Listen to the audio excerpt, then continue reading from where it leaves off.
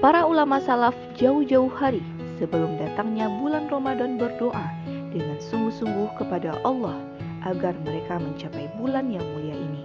Maka hendaknya seorang muslim mengambil teladan dari para ulama salaf dalam menyambut datangnya bulan Ramadan dengan bersungguh-sungguh berdoa dan mempersiapkan diri untuk mendulang pahala kebaikan, pengampunan, serta keridhaan Allah.